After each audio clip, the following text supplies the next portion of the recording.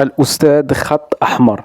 كنتمنى أي واحد الخوت اللي غادي يسمع هاد الفيديو هذا أنه يوصل الرسالة ديال الأستاذ. كلكم عارفين الواقع اللي كنعيشو حاليا، وبزاف ديالنا كيتصدموا ما كانوش كيتوقعوا بأن في هاد 2025 الأستاذ والأستاذة أنه تعرضوا للاعتداء. غادي نذكركم الخوت بأن الناس كبار اللي شاربين عقلهم كيف ما كنقولوا، الناس كبار في عقل، غادي تسولهم ولاد 85 86 1995. هاد الناس هادو اللي عاشوا مع الاساتذه كانوا مع الاساتذه كيحترموهم بزاف، كيحترموهم. نتوما غادي تسولوا مع الخوت الناس اللي كبارين في العمر، يعني كيحترموا الاساتذه بزاف. ولكن في هاد الاونه الاخيره 2025 غادي نتصدموا في الواقع المور، يعني ماشي غير واحد الخبر اللي هو زائف، ولكن الحمد لله كيف ما كتعرفوا بان الانترنت كتوصل اي حاجه، كتوصل لكم اي حاجه باش تعرفوا بان هادشي راه ماشي كذوب. الأستاذة هاجر كلكم عارفين شنو واقع عليها، التفاصيل اللي غادي تزيد تأكدوها 100% وتعرفوا بأن هادشي ما خصناش نستهنوا به نهائيا.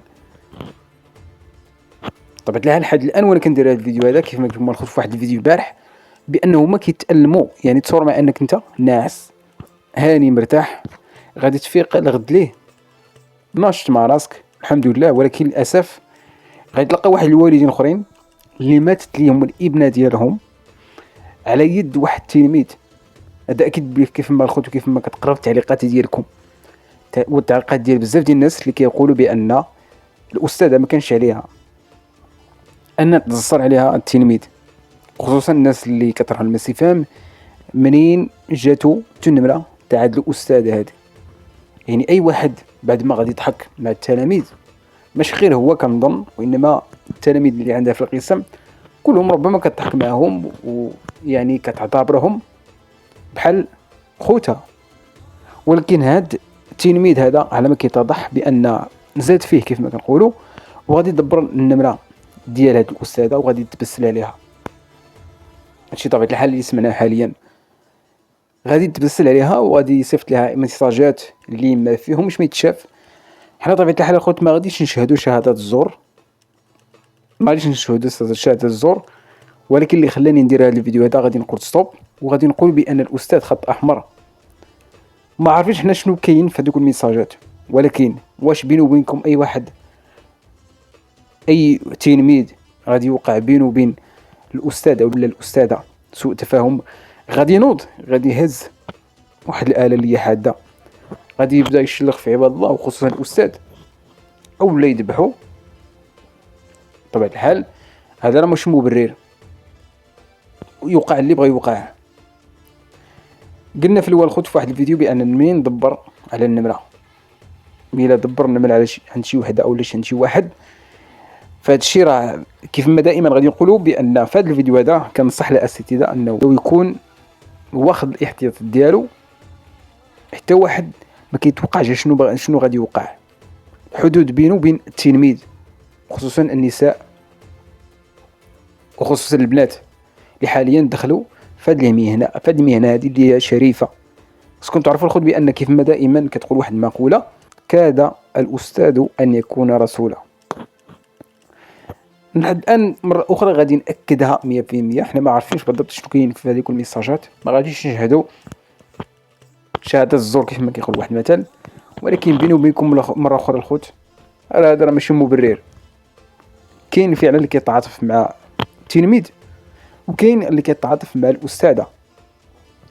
الناس اللي كيتعاطفوا مع التلميذ انا لحد الان ما عارفش بالضبط علاش كيتعاطفوا معه. الشخص هذا راه قتل الاستاذه. لحد الان وانا كندير هذا الفيديو مره اخرى كنقول لكم بانهما الوالدين ديالها محروقين بواحد الشكل كبير بزاف، والكبده ماشي سهله. يعني ماشي اي واحد كيقتل وحده غادي نعطيوه مبرر وغادي نقول لا راه ربما استغلات العواطف ديالو، ما كانش عليها ان تنخلو مثلا او لا تجرحوا. كنقول لكم بان الاستاذ او الاستاذه بينها وبين التلميذ يكون واحد الاحترام. ربما هاد الاستاذه هذه كتضحك مع بزاف ديال الناس، مع التلاميذ كتحسبهم بحال خوتها، ولكن هذا الشخص هذا كيف ما كنقولوا زاد فيه، كيف ما كنقول الخوت في بداية الفيديو زاد فيه وبقى كيصيفط ليها ميساجات. هادشي اللي خلى الاستاذه انها تقول ستوب، وغادي تقول بان هادشي وهاد المساله كامله غادي نحبسها هنا، وغادي نحاول ما امكن ان نصيفط هاد التلميذ هذا بحالو، وغادي يمشي لقسم اخر. هادشي اللي ما تقبلش هاد الشخص هذا. يعني ما عرفتش كيفاش النفسيه ديال هاد التلميذ كيفاش دايره، واش بحال شي دري صغير غادي يتقلق. واحد السيده ما بغاتكش في واحد القسم، يعني عادي غادي نتحول لقسم اخر، ما غاديش يبقى فيا الحال. يعني كان ممكن ان الشخص هذا انه غادي يمشي بحاله قبل ما يزيد يرتكب واحد الجريمه. كان بلي جا ارتكب جريمه هي انه كان كيتبسل على الاستاذه. جريمه اخرى اللي هي خطيره بزاف غادي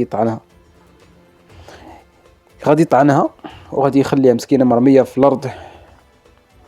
يعني كلكم عارفين الخوت وشايفين هذاك الفيديو ديال الاستاذه، كان عليه انه يمشي بحاله وما يطيحش في هذا الموقف اللي هو خايب بزاف، اللي غادي يخليه الله يحفظ انه يمشي ربما مؤبد او 30 عام ولا 20 عام الله اعلم.